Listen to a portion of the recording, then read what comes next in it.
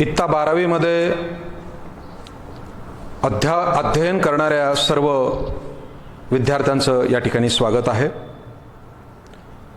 2020-21 या शैक्षणिक वर्षामध्ये पाली भाषेचा नवीन अभ्यासक्रम तयार झालेला आहे आणि या नवीन आलेल्या पुस्तकामधील 4 पाठ यापूर्वी ऑनलाईन पद्धतीने आपण या ठिकाणी त्या पाठांचं विश्लेषण, त्याचा अनुवाद, भाषांतर या सर्व गोष्टी आपण ऑनलाईन पद्धतीने शिकलेल्या आहेत आणि हे पाठ आपल्याला शिकवण्यात आलेले आहेत।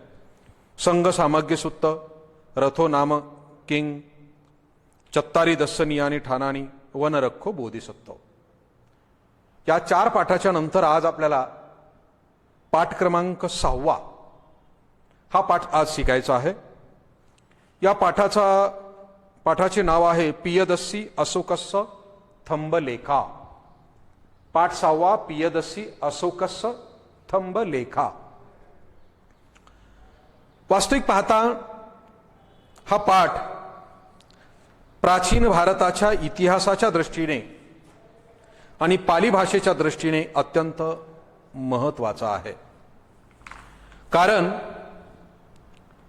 पाली भाषा आणि प्राचीन भारताचा इतिहास, तथागत गौतम बुद्ध, धम्म या अनुषंगाने सम्राट अशोकांचं योगदान हे अत्यंत मोलाचं राहिलेलं आहे।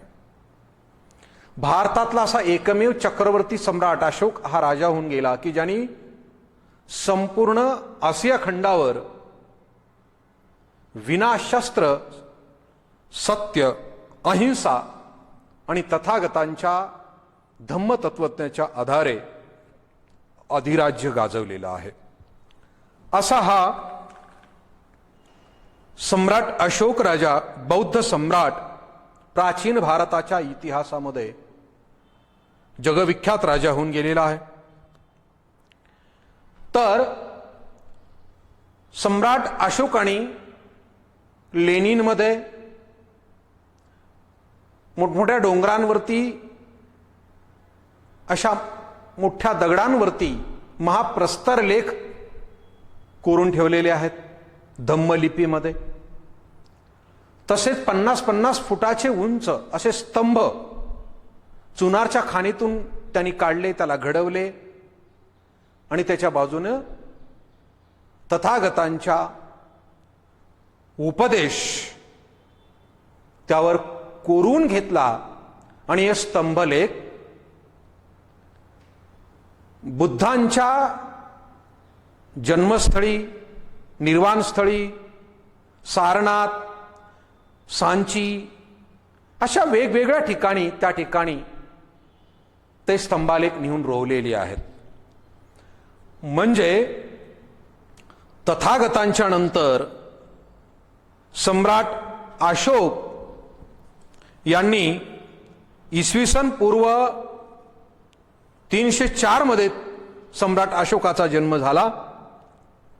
बुद्धाच्या नंतर 300 वर्षांनी बुद्धांचा धम्म संदेश सर्व आशिया खंडामध्ये धम्माचा प्रसार आणि प्रचार करण्याचं काम सम्राट अशोकाने केलं। तिसरी संगीती भरवली, त्यांनी बौद्ध धम्माची दीक्षा घेतली, कलिंगचं युद्ध झालं आणि त्या युद्धाचा परिणाम लाखो लोक मारले गेले, लाखो लोक जायबंदी झाले, जखमी झाले, बायका विधवा झाल्या, मुलं अनाथ झाले आणि या महाभयंकर युद्धातील रक्तपात, हिंसाचार, जीवितहानी याचा परिणाम सम्राट अशोकाच्या मनावर झाला। हातातील तलवार टाकून दिली आणि सम्राट अशोकाने शांतीचा मार्ग आणि बुद्धाचा धम्म त्यांनी स्वीकारला आणि अंगावर चिवर धारण केलं, सभोवती भिक्खू गोळा केले, धम्मस्थळाची यात्रा केली, प्रत्येक धम्मस्थळी जाऊन स्तूप आणि विहार बांधले, शिलालेख कोरले, पाटलीपुत्राला धम्म संगीती भरवली आणि संपूर्ण आशिया खंडामध्ये आणि भारत खंडामध्ये, दक्षिण आणि उत्तर भारतामध्ये धम्माच्या प्रसारासाठी वेगवेगळे भिक्खू पाठविले। म्हणजे धम्म प्रसारामध्ये सम्राट अशोकाचं योगदान फार मोलाचं राहिलेलं आहे आणि म्हणून सम्राट अशोकाने धम्म प्रसारासाठी शिलालेख, शिला म्हणजे दगड, लेख म्हणजे ओळ. बघा, त्यावेळेस कागद नव्हता, वही नव्हती, पेन नव्हती, म्हणून सम्राट अशोकाने जे लिहिलं ते दगडावर लिहिलं. भारताचा लिखित इतिहासच सम्राट अशोकाच्या शिलालेखापासून प्रारंभ होतोय. आजही आपण अजिंठा, वेरूळ किंवा कर्नाटकामध्ये किंवा आंध्र प्रदेशामध्ये, मध्य प्रदेश, उत्तर प्रदेश, काश्मीर, बिहार या राज्यांमध्ये आजही ओरिसा, तसेच गुजरातचा जुनागडचा शिलालेख,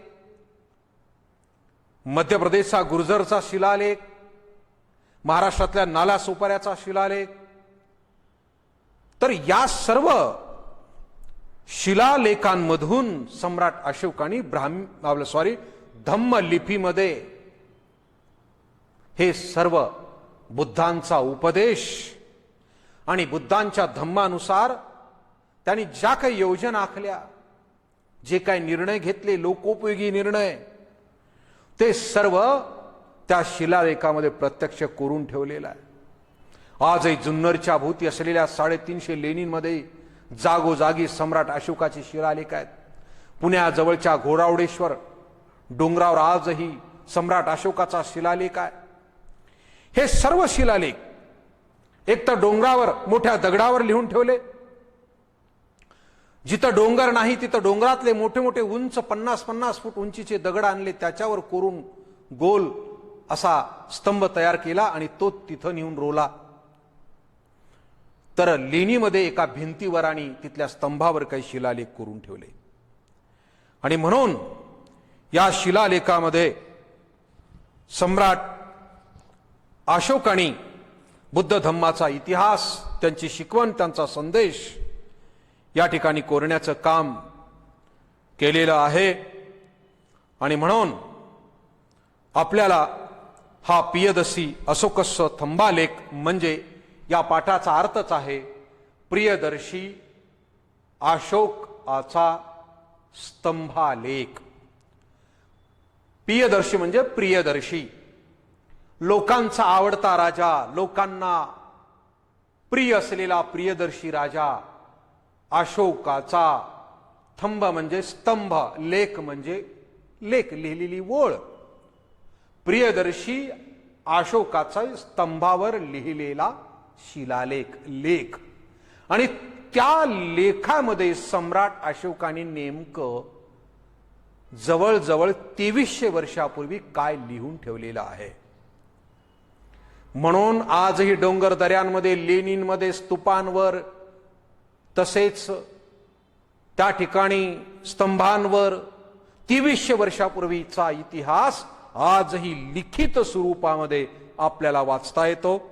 विद्यार्थी मित्रांनो, आपण जर धम्म लिपी, त्या लिपीचे मुळाक्षर जर आपण अभ्यास केले, इयत्ता 12वी मध्ये आपल्याला धम्म लिपीचा अभ्यास आहे, त्या धम्म लिपी जर आपण अभ्यास केली तर निश्चितप्रमाणे 2300 वर्षापूर्वी सम्राट अशोकाने कोणत्या शिलालेखामध्ये काय लिहून ठेवलेलं आहे हे आज आपण वाचू शकतो, त्यांचा अनुवाद करू शकतो. अत्यंत महत्त्वाचा हा विषय आहे. म्हणून या ठिकाणी महाविद्यालयीन स्तरावर विद्यार्थ्यांना ही लिपी येणं, धम्म लिपी येणं, त्याचा अभ्यास करणं, त्यांचं वाचन करणं, त्यांचा अनुवाद करणं, त्यांचा मराठीमध्ये अनुवाद करणं आणि प्राचीन भारताचा आपला समृद्ध इतिहास पुस्तकाच्या रूपानं, भाषेच्या रूपानं अनुवादित करून पुढच्या पिढीला समजावून सांगणं हे अत्यंत महत्त्वाचं आहे. आणि म्हणून या ठिकाणी हा पाठ अत्यंत महत्त्वाचा आहे. अशोकस्य स्तंभलेखा या संदर्भ या ठिकाणी ग्रंथ आहे आणि या संदर्भ ग्रंथातून हा उतारा या ठिकाणी या धम्म लेखांमधून हा लेख किंवा हा पाठ आपल्या पाठ्यक्रमामध्ये निवडलेला आहे. या पाठातून आपल्याला व्यक्ती, प्राणी यांचे संरक्षण, कृषी, पशुसंवर्धन, संरक्षण हे मूल्य शिकायचं आहे. जीव और जीने दो, जगानी जगू द्या. हा संदेश आज आपण पाहतो आहोत. पर्यावरणाचा ऱ्हास होतोय. जीवो और जीने दो याचा अर्थ एक जीव दुसऱ्या जीवावर अवलंबून ही जीवाची साखळी आहे. आणि म्हणून प्राण्यांची हिंसा करणं, पशु पक्ष्यांची हिंसा करणं, त्यांना त्रास देणं, त्यांना मारणं, त्यांना मारून खाणं, हे प्रज्ञाशील करुणा, दया, अहिंसा या तत्वाच्या विरुद्ध आहे. नीतिमूल्य, मानवी मूल्य हे अत्यंत महत्वाचे आहेत. आणि म्हणून किडे, मुंग्या, पशु पक्षी, प्राणी, मानव प्राणी, जीव जंतू, वनस्पती ह्या सर्वांवरती दया करणं, प्रेम करणं, अहिंसेने वागणं हा सम्राट अशोकाचा संदेश, बुद्धांनी सांगितलेला संदेश. कारण बुद्धांचं पंचशीलच आहे. पानाती पाता वेरमणी सिक्खा पदं समादियामी. कुठल्याही प्राण्याची, जीवाची मी हिंसा करणार नाही अशी मी शपथ घेतो, मी वचन देतो. म्हणजे हाच पंचशिलाचा संदेश सम्राट अशोकाने या स्तंभालेखांमध्ये कोरलेला आहे. दिल्लीच्या जवळ टोपरा नावाचं गाव आहे. या टोपरा नावाच्या गावामध्ये सम्राट अशोकाने हा स्तंभालेख कोरलेला आहे. आणि याच स्तंभालेखामध्ये सम्राट अशोकाची जी काही शिकवण आहे, ही शिकवण आपल्याला या स्तंभालेखामध्ये शिकायला मिळणार आहे. मग काय आहे या स्तंभालेखामध्ये हे आपण पाहूया. सम्राट अशोकाने 2300 वर्षापूर्वी या शिलालेखामध्ये काय माहिती लिहून ठेवली, कशासाठी लिहून ठेवली, की पुढच्या पिढ्यांना ती माहिती व्हावं. पुढच्या राजे लोकांनी, जनतेनी, प्रजेनी सम्राट अशोकाने घालून दिलेल्या चांगल्या आदर्शाचं त्यांनी आचरण करावं हा उद्देश होता. म्हणून सम्राट अशोकाने कोरक्यांकडून हे सगळे शिलालेख कोरले आणि त्याच्यामध्ये आपला उपदेश, धम्माचा संदेश, बुद्धांचा संदेश लिहून ठेवला. म्हणून प्राचीन भारताच्या इतिहासाचे सर्वात महत्वाचे आणि भक्कम ऐतिहासिक साधन म्हणून, लिखित साधन म्हणून आपण या सम्राट अशोकांच्या शिलालेखाकडे पाहिलं पाहिजे. प्राचीन भारताचा इतिहासच या लिखित शिलालेखापासून आपल्याला सांगता येईल. एक महत्वाचं साधन आहे. इतिहासाला एक महत्वाचा पुरावा म्हणून आपण या शिलालेखाकडे पाहतो. आपण या पाठाचे एकूण 3 उतारे केलेले आहेत भाषांतरासाठी. देवानंग पियो पियदशी राजा यव अहं धम्म साधू की अयंच धम्मो इति अनसनंग बहु अकरी. आता आपल्याला मी थोडक्यात या ठिकाणी हे जे 3 उतारे आहेत, दुसरा उतार आहे देवानंग पियो पियदशी राजा यवंग आहं, इथून दुसरा उतारा सुरू झालेला आहे. आणि तिसरा उतारा तिनी चतु मा सस्स तिनी पुन्न मिया तिनी दिवसानी चतुर्दिसंग पंचदिसंग पटिपज्जयुं. हे 3 उतारे आहेत. आणि या पाली भाषेतील 3ही उतार्याचा प्रारंभाचे वाक्य मी आपल्याला सांगितलेले आहेत. तिथून ही उतारे सुरुवात होणार आहेत. आणि मग या उतार्यांचं मराठी भाषांतर काय आहे हे मी आपल्याला थोडक्यात सांगणार आहे. पाठाचा अनुवाद, शीर्षकाचा अनुवाद प्रियदर्शी अशोकाचा स्तंभलेख. दिल्लीजवळ टोपरा या ठिकाणी हा शिलालेख होता.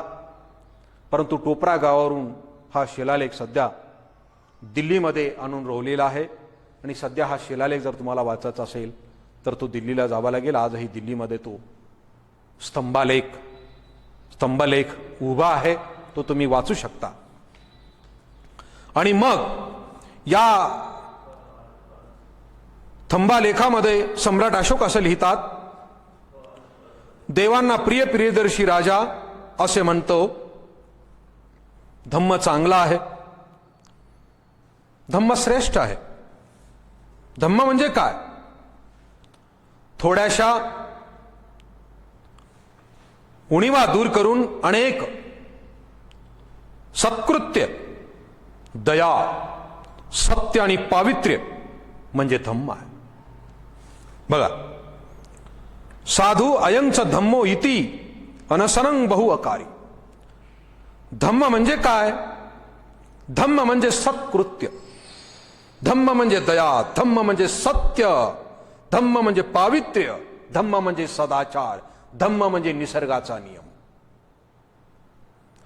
जे निसर्गानं सर्व जीवजंतू निर्माण केले, त्यांना जगण्याचा अधिकार दिला. प्रत्येक जीवजंतूला जगण्याचा निसर्गाने अधिकार दिला आणि प्रत्येकाला जगण्याचा अधिकार देणं, त्याच्या जगण्यावर मर्यादा आणणं, त्यांना मारणं ही निसर्ग नियमाविरुद्ध आहे, हे धम्माच्या नियमाविरुद्ध आहे. म्हणून सर्व जीव जंतू, पशु पक्षी, प्राणी यांच्यावर दया करणं, त्यांच्यावर प्रेम करणं आणि त्यांना मदत आणि सहकार्य करणं म्हणजेच धम्म नियम आहे. त्याला धम्म असं त्या शिलालेखामध्ये सम्राट अशोकाने लिहून ठेवलेला आहे. दिल्लीमध्ये आणि पूर्वी टोपऱ्यामध्ये असलेला हा शिलालेख धम्माचा अर्थ सांगतो आहे. धम्म म्हणजे सत्य, सदाचार, सत्कृत्य, पावित्र्य आणि सत्य, दया आहे. वेगवेगळ्या रूपाने मी त्याचा परिचय करून दिलेला आहे.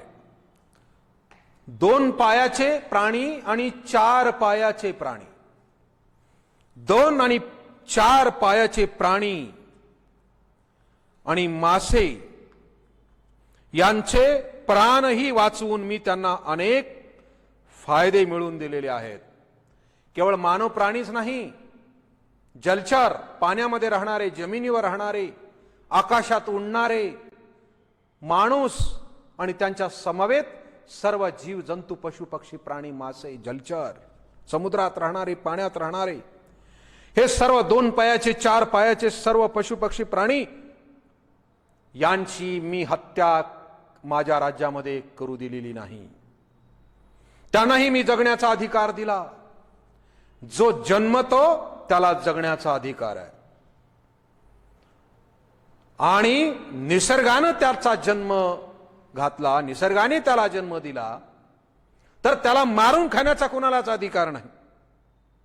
कोण तुम्हाला अधिकार दिला? तुम्ही ज्याला जन्म दिला नाही, जगणं हा त्याचा निसर्गदत्त अधिकार असेल, तर मारण्याचा तुम्हाला काय अधिकार आहे? म्हणून सर्वांना जीवन जगण्याचा अधिकार आहे. म्हणून मी सर्व पशु पक्षी प्राण्यांना अभय दिलं, त्यांना जगण्याचा अधिकार दिला, त्यांची हत्या थांबवली, असं सम्राट अशोक 2300 वर्षापूर्वी टोपरा येथील शिलालेखामध्ये लिहून ठेवतोय. आज तो दिल्लीमध्ये तुम्हाला वाचायला मिळेल आणि त्याचा अनुवाद जर तुम्ही धम्मलिपी समजून घेतली, तुम्ही शिकलात, तर त्याचा अर्थ तुम्ही शोधू शकता.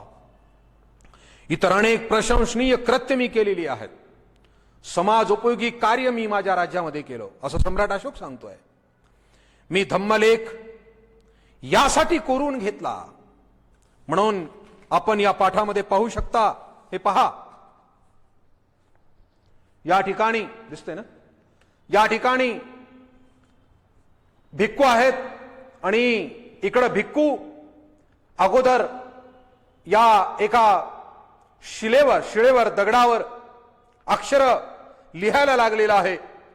नंतर या दुसऱ्या चित्रामध्ये भिक्खू आणि एक कोरक्या आहे, त्या लिहिलेल्या अक्षरावरती हा कोरक्या तो अक्षर धम्मलिपीमध्ये कोरत आहे.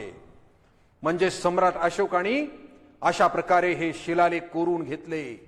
तर दुसऱ्या चित्रामध्ये हा शिलालेख या ठिकाणी रोवलेला आहे आणि त्याचा अर्थ सांगत आहेत. म्हणजे अशा प्रकारचे हे शिलालेख सम्राट अशोकाने कोरले. हा आपण स्तंभालेख पहा, पहिल्या पाली पकासोच्या पहिल्याच पृष्ठावर सम्राट अशोकाचा हा शिलालेख आहे, स्तंभालेख आहे. त्यावर 4 दिशेनं 4 सिंह शीर्ष आहे. हे भारताचं राष्ट्रीय चिन्ह म्हणून आपण स्वीकारलेलं आहे. हे सम्राट अशोकाचं या ठिकाणी राजचिन्ह होतं आणि या राजचिन्हाच्या माध्यमातून सम्राट अशोकाचा हा संदेश आपल्याला या ठिकाणी ऐकायला मिळतो, पाहता येतो.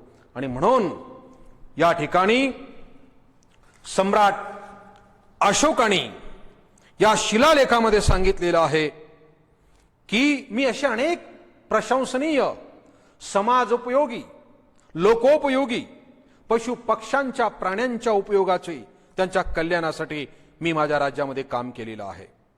सम्राट अशोकाचं राज्य कुठपर्यंत होतं? संपूर्ण भारत आणि आशिया खंडावर त्यांचं राज्य होतं आणि तिथपर्यंत सम्राट अशोकाने बौद्ध धम्माचा प्रचार आणि प्रसार केलेला आहे. म्हणून आजही भारताचे अनेक शेजारी देश हे धम्म देश, बुद्ध धम्माचे देश म्हणून आजही आपण त्यांची ओळख आहे. अशा प्रकारे सम्राट अशोक आपल्या लेखामध्ये पुढे असं म्हणतो, लोकांनी कसं वागावं त्याप्रमाणे वागावं. मी जशा प्रकारच्या या शिलालेखामध्ये लिहून ठेवलेलं आहे तशाप्रमाणे लोकांनी वागावं तरच तुमचं भलं होईल. जीवावर जिने दो, जगाने जगू द्या. दुसऱ्यांना जगण्याचा अधिकार आहे तसा तुम्हालाही अधिकार आहे. म्हणून सगळे पशु पक्षी, प्राणी, माणसं या पृथ्वीवर गुण्या गोविंदाने राहावेत तरच कुणी कुणाला मारणार नाही, कुणी कुणाची हत्या करणार नाही, कुणी कुणाला मारून खाणार नाही, तरच सगळे जीवजंतू, पशु पक्षी सुखाने आणि आनंदाने राहतील. नाहीतर एकाने मरायचं, एकाला मारायचं आणि एकाने जगायचं. तुम्ही आनंदानं जगायचं आणि दुसऱ्यानी मरायचं. हे सगळे सुखी आणि समाधानी याच्यामुळे राहणार नाहीत. म्हणून सगळ्यांना सुखानं आणि समाधानाने आणि आनंदाने जगण्याचा अधिकार आहे. आणि म्हणून कुणीही कुणाला मारू नये, कुणी कुणाची हिंसा करू नये असा संदेश या ठिकाणी सम्राट अशोकाने दिलेला आहे. हा पहिला उतार्यामध्ये आपण पाहिलेला आहे. आता दुसऱ्या उतार्यामध्ये सम्राट अशोक या ठिकाणी या लेखामध्ये काय म्हणतात, देवांचा प्रियदर्शी राजा असे म्हणतो, माझ्या राज्याभिषेकाला 26 वर्ष झाल्यानंतर, बघा सम्राट अशोकाचा राज्याभिषेक झाल्यानंतर 26 वर्षांनी खालील जातीच्या प्राण्यांच्या हत्येवर मी बंदी घातली. म्हणजे सम्राट अशोकाचा राज्याभिषेक झाल्यानंतर 26 वर्षांनी सम्राट अशोकाने त्यांच्या राज्यामध्ये खालील प्राण्यांची हत्या करण्यात सक्त बंदी घातलेली आहे. जे आज आम्ही करू शकत नाही ते 2300 वर्षापूर्वी सम्राट अशोकाने केलं. जिभीचे चोचले पुरवण्यासाठी आणि स्वतःच्या पोटाची खळगी भरण्यासाठी आज आम्ही पर्यावरणातली सगळी साखळी तोडली. आज सर्व पशु पक्षी प्राणी कमी होत चालले. काही पक्षी आम्हाला चित्रामध्ये पाहावे लागतील. ज्या शेतकऱ्यांची शेती ज्या बैलांच्या खांद्यावर केली जाते ती कृषी व्यवस्था आज पूर्ण बिघडलेली आहे. शेती ही शेण खतावर तरत असते, शेण खतामुळे शेती पिकत असते. म्हणून आमचे पाळीव प्राणी, त्या प्राण्यांना आम्ही जर जगवलं तर त्यांच्यापासून आम्हाला शेणखत मिळेल. शेणखतामुळे शेती पिकेल, शेतकरी जगेल, माती टिकेल, मातीचा कस टिकेल, धान्य सकस आणि जीवनसत्वयुक्त राहील. आणि असं धान्य लोक खातील, लोक निरोगी राहतील, दीर्घायुष्य राहतील. परंतु आज कीटकनाशकांची फवारणी, रासायनिक खतांचा वापर, त्यामुळे जमीन नापीक व्हायला लागलेली आहे. जमिनीतले जीवाणू मरायला लागलेले आहेत आणि आपली अर्थव्यवस्था, कृषी व्यवस्था पूर्ण कोलमडून गेलेली आहे. त्याच्या पाठीमागं शेणखत आहे. म्हणून अगोदरच्या काळामध्ये सम्राट अशोकाने स्पष्टपणे सांगितलेलं आहे की हे पाळीव प्राणी, पक्षी जे शेतीसाठी पूरक आहेत, ज्या पर्यावरणासाठी पूरक आहेत, त्यांची हत्या करण्यावर सम्राट अशोकाने आपल्या राज्यामध्ये बंदी घातली. त्यामध्ये त्यांनी सांगितलेलं आहे, पोपट, मैना, लाल डोक्याची बदके, चक्रवाक बदके, राजहंस, नंदीमुख, भाताच्या शेतात साळीमध्ये आढळणारा हा पक्षी आहे. कबूतर, वटवाघुळे, मुंग्या, कासवे, अस्थिविरहित मासे, गुगा पुप्पट हा एक माशाचाच प्रकार आहे.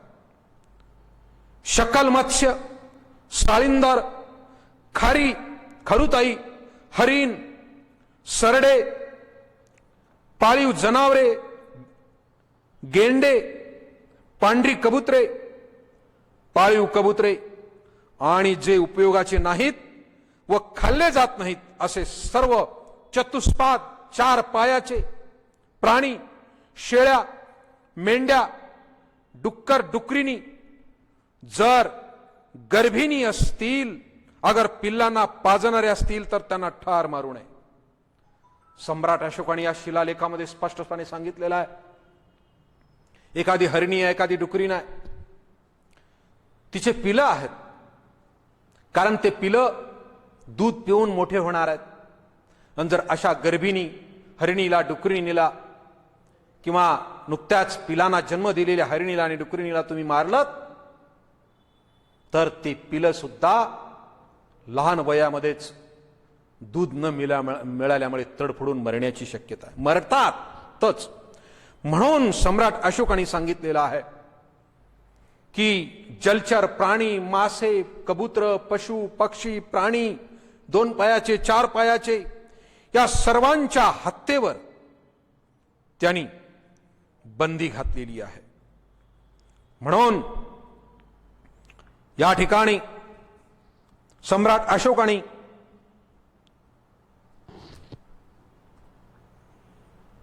ठार मारण्यासाठी किंवा जीवजंतू असलेले ज्या अरण्यामध्ये, ज्या शेतामध्ये, ज्या भुसकटामध्ये, ज्या कचऱ्यामध्ये बारीक बारीक जीवजंतू, किडे मुंग्या आहेत, अशा भुसकट किंवा असं जंगल, असं वन जाळू नये. कारण ते जर जाळलं तर त्यामध्ये असलेले किडे मुंगे सुद्धा जळून मरू शकतात. किंवा त्याशिवाय अन्य कारणाशिवाय अरण्ये जाळू नयेत. बघा, केवळ पशुपक्ष्यांचा त्याने विचार केला नाही, तर कचऱ्यांमध्ये, जनांमध्ये, पाला पाचोळ्यामध्ये, भुसकटामध्ये, शेतीमध्ये जे भुसकट असतं त्याच्यामध्ये सुद्धा किडे मुंग्या असतात, जे जमीन भुसभुशीत करतात, जमीन जिवंत ठेवण्याचं काम करतात, शेती जिवंत ठेवण्याचं काम करतात. असे धुरे, बंधारे, शेतीतले सगळे, शेतीमधला जे काही पालोपाचोळ आपण जाळला तर त्याच्यामध्ये असणाऱ्या किड्या मुंग्या आणि वेगवेगळे जीवाणू सुद्धा मरतात. त्याचा परिणाम शेतीवर होऊ शकतो.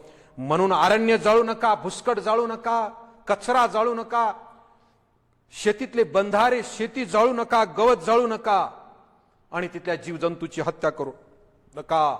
बघा किती बारकाईनं सम्राट अशोकाने विचार केलेला आहे आणि त्या शिलालेखामध्ये लिहून ठेवलेला आहे.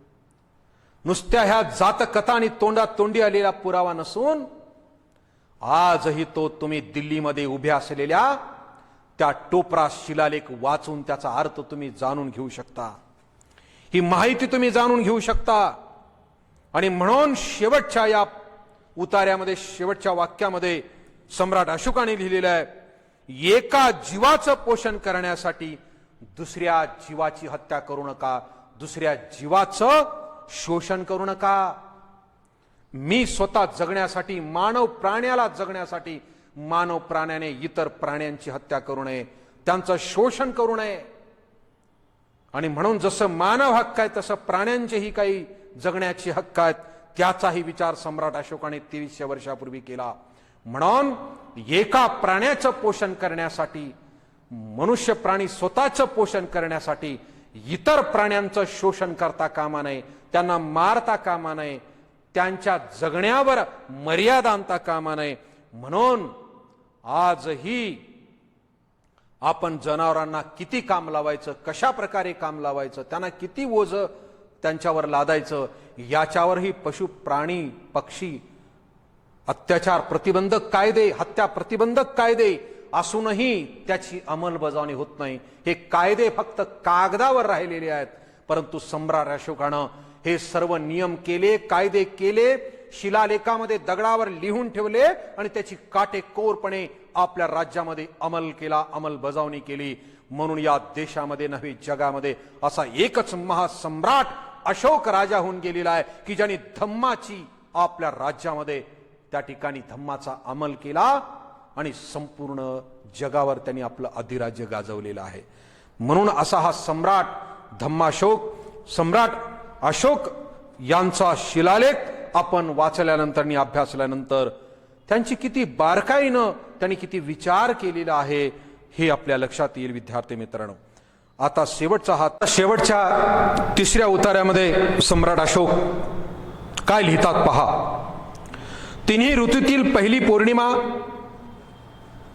तुष्य नक्षत्रावरील पौर्णिमा असेल तर 3 दिवस आणि शुक्ल पक्षातील चतुर्दशी पौर्णिमा आणि वद्य पक्षातील प्रतिपदा आणि नित्याच्या उपासाचे दिवस या दिवशी मासे पकडू नयेत वा विकू नयेत. बघा, पहिली पौर्णिमा तिष्य नक्षत्र पौर्णिमा, 3 दिवस शुक्ल पक्षातील चतुर्दशी पौर्णिमा, वद्य पक्षातील प्रतिपदा या दिवशी मच्छीमारांनी मासे पकडू नयेत आणि ती विकू नयेत. म्हणजे जलचर समुद्रातील आणि तलावातील मासे सुद्धा, त्यांनाही जीव आहे. या समुद्रातल्या माशांचा सुद्धा विचार सम्राट अशोकाने केला आणि शिलालेखामध्ये लिहिलं. परंतु आज समुद्रामधली मासेमारी किती मोठ्या प्रमाणावर होते, त्याचा अतिरेक होतोय. म्हणून समुद्रामधल्या अनेक माशांच्या दुर्मिळ अशा जाती आज नामशेष होत चाललेल्या आहेत. त्यालाही मर्यादा आहे. आम्ही फक्त मासे मारण्याचं काम करतो, पण ते मासे किती कमी होत आहेत, किती त्याच्या प्रजाती नष्ट होत आहेत याचा विचार आम्ही करत नाहीये. वाढत्या लोकसंख्येला मांसाहार पुरवठा करण्यासाठी किती प्रमाणावर आम्ही या पाळीव प्राण्यांची आणि या प्राण्यांची हत्या करत आहोत. त्यांची संख्या कमी होणं म्हणजे पर्यावरणामध्ये सुद्धा या ठिकाणी दोष निर्माण व्हायला लागलेला आहे. म्हणून त्या काळामध्ये या ठिकाणी समुद्राचं आरोग्य आणि समुद्राची ही काही निसर्ग साखळी जर आपल्याला टिकवायची असेल तर समुद्रामध्ये मासे असण्याचं प्रमाण सुद्धा अत्यंत महत्वाचं आहे. प्रमाणाच्या बाहेर आणि मर्यादेच्या बाहेर आम्ही आज मासेमारी करायला लागलो, त्याचाही दुष्परिणाम आमच्या या सजीव साखळीवर, समुद्राच्या व्यवस्थेवर, तिथल्या निसर्गाच्या नियमांवर, समुद्रामध्ये जी काही जीवांची साखळी आहे, जी काही सजीव सृष्टी आहे त्याच्यावर सुद्धा व्हायला लागलेला आहे. याचाही विचार होणं अत्यंत गरजेचं आहे. म्हणून सम्राट अशोकाने या शिलालेखामध्ये लिहून ठेवलेलं आहे की मासे या दिवशी मासे पकडू नयेत आणि माशांची विक्री केली जाणार नाही. याच दिवसामध्ये हत्तीसाठी राखलेल्या उपवनांमधील मच्छीमारांसाठी आलेल्या जलाशयामधील दुसऱ्या कोणत्याही प्रकारचे प्राणी मारू नयेत. बघा, जंगलामध्ये हत्तीसाठी पिण्यासाठी जे काही तलाव निर्माण केले, त्या तलावातील पाणी पिण्यासाठी जे काही प्राणी येतील, पशु पक्षी येतील, त्यांची सुद्धा हत्या किंवा शिकार केली जाणार नाही. त्याच्यावर पूर्णपणे माझ्या राज्यामध्ये बंदी असेल असं सम्राट अशोकाने आपल्या टोपरायातील शिलालेखामध्ये, स्तंभालेखामध्ये लिहून ठेवलेलं आहे. प्रत्येक पंधरवाड्यातील 8व्या, 14व्या व 15व्या दिवशी तिष्य पुनर्वसू नक्षत्राच्या दिवशी, प्रत्येक ऋतूतील पहिल्या 3 पौर्णिमेच्या दिवशी आणि सणांच्या दिवशी. आता हे आपल्या भारतीय परंपरेनुसार त्यावेळेस काही इसवी सन नव्हतं. सोमवार, मंगळवार, बुधवार, जानेवारी, फेब्रुवारी, मार्च, एप्रिल हे इंग्रजी महिने नव्हते. म्हणून सम्राट अशोकाच्या काळापासून बुद्धाब्द वगैरे, हे बुद्धाच्या वर्षापासून बुद्धाब्द वर्ष वगैरे आपण आपले मराठी संस्कृतीनुसार जे काही महिने, वार, वर्ष होते आहेत त्याच्यानुसार सम्राट अशोकाने याचा उल्लेख या ठिकाणी केलेला आहे. पौर्णिमा, अमावस्या वगैरे, शुक्ल पक्ष वगैरे वगैरे याचा उल्लेख आपण आपल्या भारतीय संस्कृतीनुसार केलेला आहे. म्हणून सम्राट अशोक या शिलालेखामध्ये म्हणतात, सणांच्या दिवशी बैल, बकरे, मेंढे, अस्वले आणि इतर प्राणी यांना डाग देण्याची आणि खच्ची करण्याची जी रूढी आहे तिचे पालन करता कामा नये. आजही आपण अनेक पशु पक्षी प्राण्यांना डाग देण्याचं काम, त्यांचं खच्चीकरण करण्याचं काम केलं जातं. त्यांना इजा होईल अशा प्रकारचे अनेक कृत्य केले जातात. परंतु त्यांचा विचार, त्यांना किती त्रास होतोय, त्यांच्या अवयांना काय त्रास होतोय याचा विचार आपण कुणीच करत नाही. आपल्याला बोलण्याचा, लिहिण्याचा अधिकार आहे म्हणून आपण आपल्या अन्याय अत्याचाराबद्दल आपण मोर्चे काढतो, आंदोलने करतो, चळवळी काढतो, संघटना बांधतो आणि मानव हक्काबद्दल बोलतो. परंतु पशु पक्षी प्राण्यांना लिहिता येत नाही, बोलता येत नाही, त्यांना संघटना बांधता येत नाही. पण पशु पक्षी प्राण्यांना सुद्धा जर लिहिता आलं असतं, बोलता आलं असतं, संघटना बांधता आल्या असत्या तर माणसांनी केलेल्या अन्याय अत्याचाराबद्दल त्यांनी मोठे मोर्चे काढले असते, मोठे मोठे महाग्रंथ त्यांनी लिहिले असते की मानव प्राणी आमच्यावर किती अन्याय आणि अत्याचार करत आलेला आहे, किती वर्षापासून आमच्यावर अन्याय अत्याचार करत आलेला आहे, आमचं जगणं त्यांनी किती मुश्किल करून टाकलेलं आहे. परंतु त्यांना संघटना बांधता येत नाही, मोर्चा काढता येत नाही, त्यांना त्यांच्या हक्काबद्दल बोलता येत नाही. परंतु त्या ठिकाणी सम्राट अशोकाने मात्र त्यांच्या या अत्याचाराबद्दल, अन्यायाबद्दल अत्यंत बारकाईने या शिलालेखामध्ये लिहून ठेवलेलं आहे. म्हणून पशु पक्षी प्राणी, बैल, बकरे, मेंढे, अस्वले या सर्व प्राण्यांना डाग देणे, त्यांची खच्ची करणे, या सर्व गोष्टींना प्रतिबंध असेल माझ्या राज्यामध्ये, असं सम्राट अशोकाने स्पष्टपणे या शिलालेखामध्ये लिहून ठेवला, नियम केला, कायदा केला आणि त्याच्यावर पूर्णपणे बंदी घातली. नुसते कायदे करून त्यांनी थांबलेले नाहीत, तर त्याची कठोरपणे अंमलबजावणी सुद्धा केलेली आहे.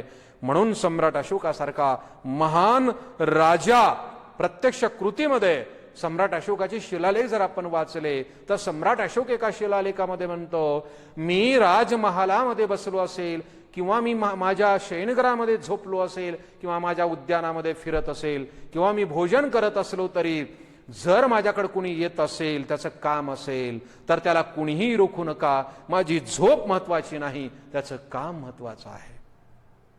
कोणत्याही परिस्थितीमध्ये 24 तास माझं दार त्या लोकांसाठी, प्रजेसाठी खुलं आहे. कारण माझ्यासाठी प्रजा नाही तर प्रजेसाठी मी आहे. 2300 वर्षापूर्वी सम्राट अशोकाने हा लोकशाहीचा संदेश, हे लोकशाहीचं राज्य आपल्या देशामध्ये निर्माण केलं होतं. म्हणून सम्राट अशोकाचा संदेश म्हणजे भारतीय संविधानातल्या मूल्यांचा हा संदेश आहे. एवढा हा प्रजाप्रिय राजा, लोकशाही मूल्यनिष्ठ अशा प्रकारचा सम्राट अशोक हा राजा 2300 वर्षापूर्वी आपल्या भारतामध्ये होऊन गेला. म्हणून अशोकांचं चक्र आपल्या भारतीय ध्वजावर आपण घेतलेलं आहे. म्हणून सम्राट अशोकाचं 4 सिंह असलेलं ते, 4 सिंह शीर्ष असलेलं ते बोधचिन्ह, ते राजचिन्ह आपण भारताचं राष्ट्रीय चिन्ह म्हणून निवडलेलं आहे. कितीतरी सम्राट अशोकाचा हा राजकीय विचाराचा वारसा भारत सरकारने आणि भारतीय संविधानाने या ठिकाणी स्वीकारलेला आपल्याला दिसून येईल. म्हणून सम्राट अशोकाचे हे सर्व शिलालेख आपल्याला अत्यंत प्रज्ञाशील, करुणा, मानवता, अहिंसा, सत्य, स्वातंत्र्य, समता, बंधुता, सामाजिक न्याय, स्त्री पुरुष समानता या सर्वनिष्ठा या मूल्यांचा आजही संदेश देत हे शिलालेख आजही जागोजागी उभे आहेत. सम्राट अशोक पुढे असं म्हणतात की तिष्य आणि पुनर्वसू नक्षत्रांच्या गुरांना, नक्षत्रावर गुरांना आणि घोड्यांना डाग दिले जाऊ नये. अन्य गुरं असतील त्यावेळेस प्रवासाचे साधन हत्ती, खेचर, गाढव, त्यानंतर घोडे होते, त्यांनाही कसल्याही प्रकारचे डाग दिले जाऊ नयेत असं सम्राट अशोक आपल्या शिलालेखामध्ये या ठिकाणी लिहून ठेवत आहेत. माझ्या राज्यारोहणापासून त्यांच्या वर्धापन दिना निमित्ताने मी हा लेख या ठिकाणी कोरलेला आहे. मधल्या काळात माझ्या राज्यारोहणाला 26 वर्ष झाली, तेव्हा 25 वेळा कैद्यांना आम्ही तुरुंगातून सोडून दिलेला आहे. बघा, सम्राट अशोक असं म्हणतात की माझ्या राज्यारोहण झालं, माझा राज्याभिषेक झाला आणि राज्याभिषेक झाल्यानंतर 26 वर्ष झाली, तेव्हा 25 वेळा, बघा म्हणजे 26 वर्षानंतर 26 वर्षापर्यंत मी 25 वेळा जे तुरुंगामध्ये बंदी म्हणून जे कैदी त्या ठिकाणी जीवन जगत होते, त्यांच्या आचरणामध्ये, त्यांच्या विचारामध्ये, त्यांच्या जीवन जगण्यामध्ये आम्ही सुधारणा केल्या. बंद्यांना सुद्धा त्यांच्या जीवनामध्ये, त्यांच्या विचारामध्ये आणि वर्तनामध्ये सुधारणा करणं, बदल करणं, त्याच्यातलं क्रौर्य आणि त्याच्यातलं हिंसक वृत्ती नष्ट करून पुन्हा त्याच्यातली मानव वृत्ती जागृत करणं, हिंसेकडून त्याला अहिंसक बनवणं, क्रौर्याकडून त्याला शांत वृत्तीकडे घेऊन जाणं आणि त्याच्यामध्ये बदल करणं, आणि म्हणून त्याला बदल करून त्याला माणूस बनवून, त्याला अहिंसक बनवून पुन्हा तुरुंगातून त्याला बाहेर सोडणं आणि त्याला उर्वरित एक चांगलं शांततेनं, सुखानं आणि समाधानं जीवन जगण्याचा अधिकार परत त्या बंद्याला मिळवून देण्यासाठी सम्राट अशोकाने सांगितलेलं आहे की 25 वेळा मी तुरुंगामध्ये खितपत पडलेल्या अशा अनेक कैद्यांना आणि बंद्यांना मी तुरुंगातून मुक्त केलं, त्यांना शिक्षा माफ केली आणि त्यांच्यामध्ये बदल घडून आणला, त्यांना माणूस बनवलं, त्यांच्या विचारामध्ये, त्यांच्या वर्तनामध्ये, त्यांच्या आचारामध्ये, त्यांच्या विहारामध्ये, त्यांच्या आहारामध्ये आणि विहारामध्ये बदल केला आणि एक सभ्य माणसं म्हणून जीवन जगण्यासाठी त्यांना पुन्हा तुरुंगातून मी त्या ठिकाणी मुक्त केलेलं आहे. म्हणजे अशा प्रकारे तुरुंगामध्ये खितपत पडलेल्या बंद्यांवरती सुद्धा एक माणुसकीच्या आणि मानवतेच्या दृष्टिकोनातून त्यांना बंधमुक्त करून, त्यांना शिक्षा मुक्त करून त्यांच्यावर दया दाखवण्याचं काम सम्राट अशोकाने आपलं 2300 वर्षापूर्वी केलेलं आहे.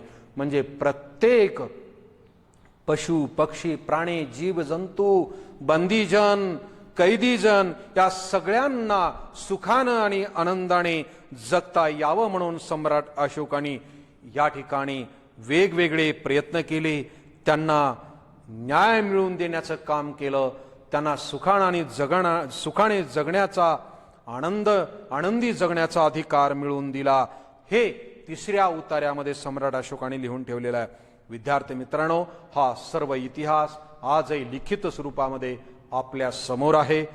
दिल्लीमध्ये टोपरा हा स्तंभालेख आजही तुम्हाला पाहता येतील.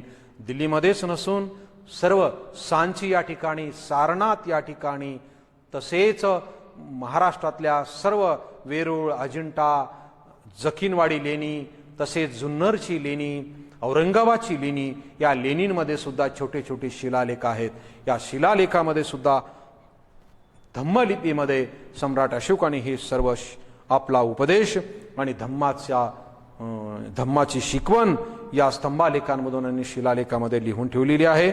म्हणून आपल्या पाठ्यक्रमामध्ये सम्राट अशोकाचा हा जो काही टोपरा येथील जो एक स्तंभलेख आहे, त्या स्तंभालेखामध्ये सम्राट अशोकाने कोणती माहिती लिहून ठेवलेली आहे त्याची माहिती या स्तंभलेखामध्ये दिलेली आहे. मी तुम्हाला या शिलालेखाबद्दल, स्तंभलेख म्हणजे काय, सम्राट अशोका संदर्भातली सर्व माहिती या पाठाच्या अनुषंगाने, त्याची प्रस्तावना, त्याची प्रास्ताविका, पार्श्वभूमी, ही सर्व माहिती आपल्याला दिलेली आहे. आता आपल्याला या सर्व पाठाच्या अनुषंगाने सर्व माहिती आपल्याला ज्ञात झालेली आहे की सम्राट अशोकाने कोरलेले हे सगळे शिलालेख 2300 वर्षापूर्वी होऊन गेलेले सम्राट अशोक, आणि त्यांनी कलिंगच्या युद्धानंतर बुद्ध धम्माची दीक्षा घेतली आणि बुद्धांचा संदेश शिलालेखाच्या माध्यमातून त्यांनी लोकांपर्यंत पोहोचवण्याचं काम केलं. आणि ते दगडावर लिहिलेलं असल्यामुळं, ते दगडावर कोरलेलं असल्यामुळं 2300 वर्ष झाले तरी ती आजही पूर्णपणे शाबूत आहे. पूर्वी, आज आणि पुढं अनेक हजारो वर्ष ते पुढच्या पिढ्यांना, आजही पुढच्या पिढ्यांना ते उपदेश आणि तो संदेश या ठिकाणी जिवंत राहणार आहे, लोकांना ती वाचता येणार आहेत. म्हणून हा शिलालेख आहे. या शिलालेखाचा आपण हा पाठ आणि या पाठाचा अनुवाद आपण या ठिकाणी समजून घेतलेला आहे. म्हणून सर्व विद्यार्थ्यांनी आता या पाठाच्या अनुषंगाने आपण सर्वांनी पाठाचं नाव वहीमध्ये लिहायचं आहे, त्याचा मराठी अनुवाद, त्याच्यानंतर प्रस्तावना लिहायची आहे. प्रस्तावनेच्या नंतर या पाठामध्ये दिलेले सर्व शब्दार्थ लिहून काढायचे आहेत आणि स्वाध्यायाच्या नंतर मग आपण सर्व विद्यार्थ्यांनी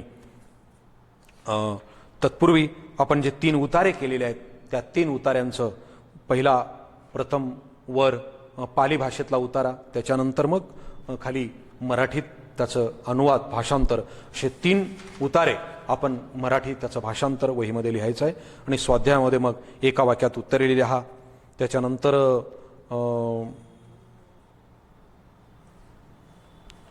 रूपे ओळखा, त्यानंतर शब्दांचा अर्थ लिहा, त्यानंतर संधी करा, त्यानंतर योग्य पर्याय निवडून वाक्य पूर्ण करा, जाळ रेखाचित्र पूर्ण करा आणि दीर्घोत्तरी प्रश्नाचं उत्तर प्रियदर्शी अशोकाच्या 2ऱ्या आणि 5व्या स्तंभलेखाची माहिती लिहा. म्हणजे हा जो स्तंभालेख आहे तो 2रा आणि 5वा हा स्तंभालेख आहे.